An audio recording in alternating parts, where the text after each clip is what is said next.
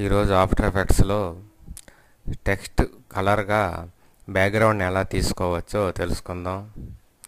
ఇక్కడ మనకి ఒక న్యూ కాంపోజిషన్ తీసుకున్నాము. అలాగే కొన్ని జేపీజీలని అలాగే ఒక ఎంఓవి ఫైల్ని ఒకదాన్ని తీసుకున్నాము. ఈ న్యూ కాంపోజిషన్లోకి రెండు జేపీజీలని ఒక ఎంఓవి ఫైల్ని ఇంపోర్ట్ చేసుకున్నాము. ముందుగా ఒక జేపీజీ ఫైల్ని టైమ్ లైనర్లోకి యాడ్ చేద్దాం. ఓకే, ఇప్పుడు మనం టెక్స్ట్ టైప్ చేద్దాం.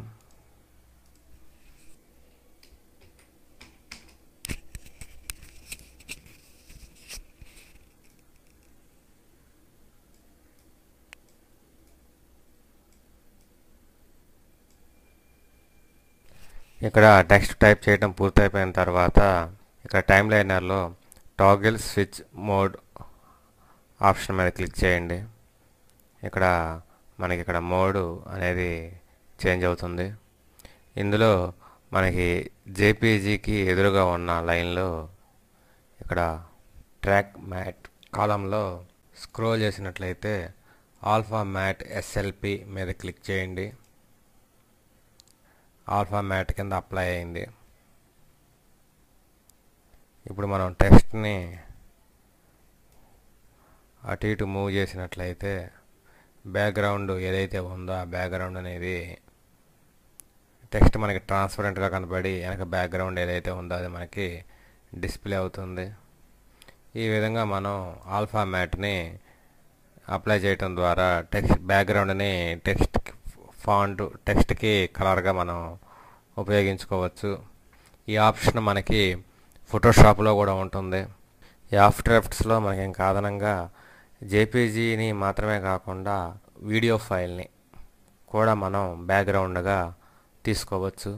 అది ఎలా అంటే ఇక్కడ మనం ఒక ఎంఓవి ఫైల్ ఇంపోర్ట్ చేసాము. ఆ ఎంఓవి ఫైల్ని ఇక్కడ టైమ్ లైనర్లోకి తీసుకొని వద్దాము. ఇప్పుడు ఇందాక మనం అప్లై చేసిన ఆల్ఫా మ్యాట్ ఎస్ఎల్పిని నో ట్రాక్ మ్యాట్గా చేద్దాం. తర్వాత ఇప్పుడు ఆ ల్యాండ్స్కేప్ దాన్ని ఆపేసి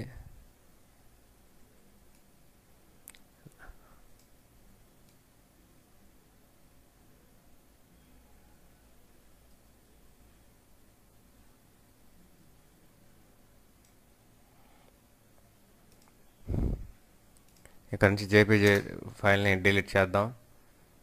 ఇప్పుడు మనం తీసుకున్న వీడియో ఫైల్కి ఎదురుగా ఉన్న ట్రాక్ మ్యాట్ ఆప్షన్లో స్క్రోల్ చేసినట్లయితే ఆల్ఫా మ్యాట్ ఎస్ఎల్పి మీద క్లిక్ చేయండి. ఇప్పుడు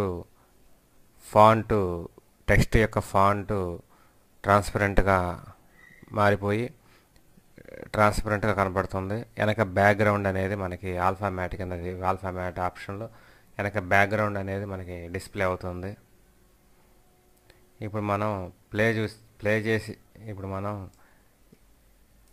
చేసినట్లయితే వెనకాల ఉన్న ఎంఓవి ఫైలు ప్లే అవుతుంది. అది మనకి టెక్స్ట్కి కలర్ కింద అప్లై అయినట్టుగా మనకు కనబడుతుంది. ఈ విధంగా మనం బ్యాక్గ్రౌండ్ని టెక్స్ట్ కలర్గా మనం ఉపయోగించుకోవచ్చు.